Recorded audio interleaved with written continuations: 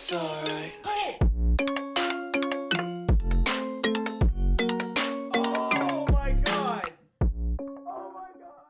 Yo guys, what is up? Max from Borderlands 3 video, and today I have the build for you. This is CUB-BOOM Moze, CUB-BOOM Moze, a Iron Cub build that uses the nukes, nuke augment with the nukes on Iron Cub with the Nukem, all the explosions. And the craziest part of this build, if you haven't noticed yet, is my Nukem has 50 magazine size. This is an unlimited ammo Nukem build where you never have to reload.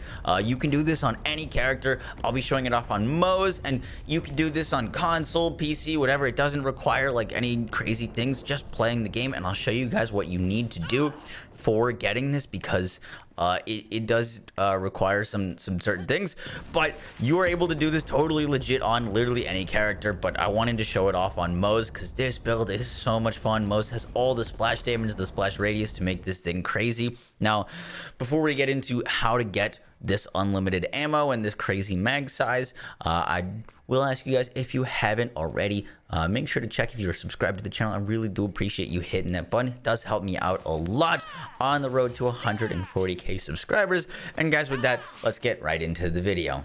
All right, so first we're gonna talk about how this is done and how you get this unlimited or enormous magazine size, and then we'll talk about the build and everything that we're using here. But I'm sure you guys really want to know how to get the actual crazy mag size. So this is gonna look really strange. I promise it's legit, and I'm gonna explain how this works real quick. But you're going to need a sub-level 27 artifact. Now, artifacts, if we go to our artifacts, always have positive percentages. Obviously, they're all boost to the things that we need, and artifacts only drop above level 27. Once you hit level 27, you can equip artifacts, you can get artifacts, and you cannot get an artifact prior to level 27 in the game. However, if you have Arms Race, you can go into Arms Race at a level 1 character, level 2, level 3, and get the dedicated drops that are artifacts in Arms Race, aka the Holy Grail and the Death Rattle. These are dedicated drops in Arms Race, and because they're dedicated drops, you can get these artifacts before you hit level 27. Because these artifacts shouldn't even exist before they're level 27, they actually, in some areas, roll with negative percentages. And that's exactly what we're using. We have a negative percentage loaded Death Rattle. I got mine at level 20. It's got movement speed, action skill, cooldown rate, and -5 magazine size. Now, the only thing you should care about is the magazine size. And as long as it's negative, you're good to go. If it's level 1, it'll be like negative 34% magazine size. You just need it to be any negative number, and you're good to go. What we're doing is we're pairing that with a level 1 weapon. So, for example, if I take that off, I'm going to reload my Nukem, and I'm going to go to 1 out of 39. Equipping the negative magazine size is, instead of giving it 0 ammo, is actually going to pull your entire backpack's worth of ammo, your entire SDU of ammo, and put it into your weapon. It goes back in reverse and grabs all of the ammo instead of none of it. And this works with any one pellet weapon, or sorry, one magazine size weapon. So for example, the Masterwork crossbow, if I switch to this crazy powerful weapon, 12k damage, or sorry, 125k damage, typically shoot after every reload. Now we can spam it, and you can do this with any one magazine size weapon. It does not work for 2 magazine size weapons that consume full ammo. If it's 2 magazine size, it doesn't work. For example, on the Hellwalker, you cannot get this to work, which I was really interested in. So far, the only things I've gotten this to work with is the Nukem, the crossbow, and the one pump chump. I think are the main ones that I've been testing with. And this, I cannot take credit for. I do not take credit for discovering this. This was posted on the Reddit, and I will have the link to the original poster of it, because I did not discover this. My chat told me about it, and then I saw the Reddit post. But super, super cool discovery, and you guys should definitely go give that post some love. So if you guys are looking to acquire these low-level artifacts, there's two super easy ways to do it. The first is to go into the main menu, create a new character, and start as a level 13 character. You need to be level 13 because level 13 is the minimum level requirement to go into Arms Race. So you can just boot up a new character, go to Arms Race, and farm on your own. However, if you do want, if you have a friend, you can join on their friend, join on your friend if they're level 65, and then you, when you're joining, create a new level 1 character, and that is a way that you can get level 1 gear. Either or works, and if you have, you could do this with friends, and you could do this without friends, because I know someone's going to joke about not having any friends. Either or works. Just make sure that you're getting these death rattles or holy grails with low magazine or negative magazine, and you're good to go. All right, onto the build. On this build, because I wanted to use the Nukems on Moze, because that's a lot of fun, and we're rocking.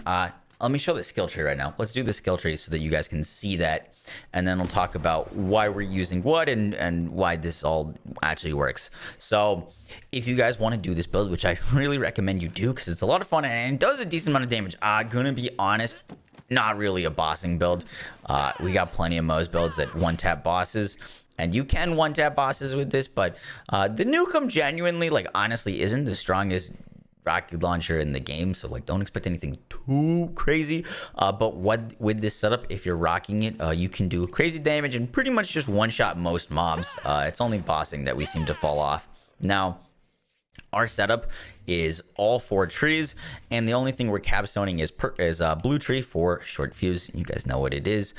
What we're using with this and our cub is the flare. Now, the flare of all the class mods I've tried just puts out the most damage, and that is because this flare damage gain up to 100% increased damage while Iron Bear is active. Decreasing as Iron Bear spends fuel is multiplicative damage increase for us and our Iron Cub, because Iron Cub is going to be active for a long time, and we're spec'd into the purple tree to keep it active.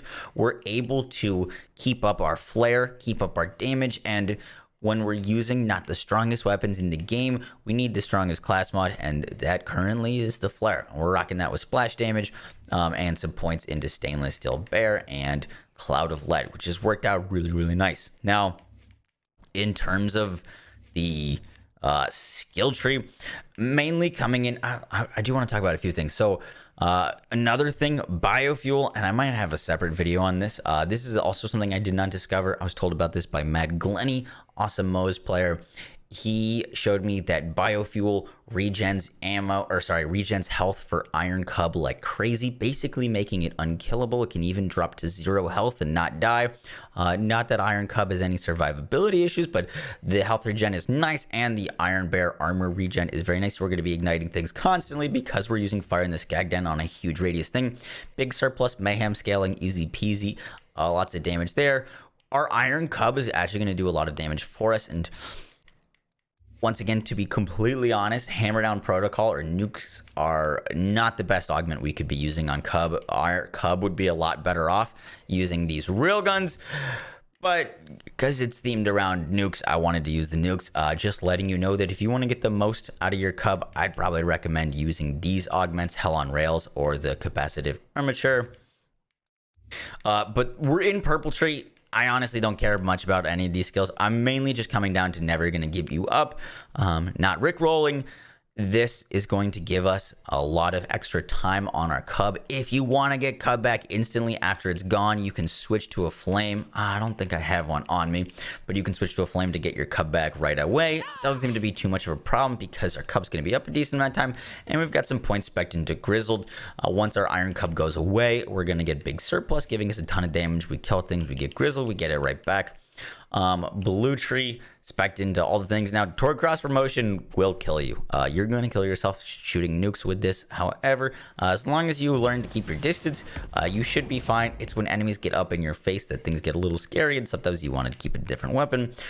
Pull the holy pin we're using with the cloning mining tracker, and the reason we're using pull the holy pin, one, we only need 1 point if you're using a cloning mining tracker, and vampire, one is for health, but we're mainly using this for proccing redistribution. This ammo regen plus 5% of our magazine size is based off of this 51 ridiculously big sized rocket launcher. So your ammo regen on your rocket launcher, when you throw a grenade, you're going to get tons of cloning mining trackers. You're going to get this redistribution. That is what's going to give you all of the nuke ammo back, because eventually you will run out, and it's not truly endless unless you never run out. So throw your grenades to proc that. That's going to keep up your ammo.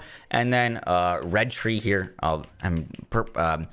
Sorry, lastly, let's finish here. Short fuse, 390 on the Nukem with short fuse. First shot fired after you respawn will one-shot just about anything in the game.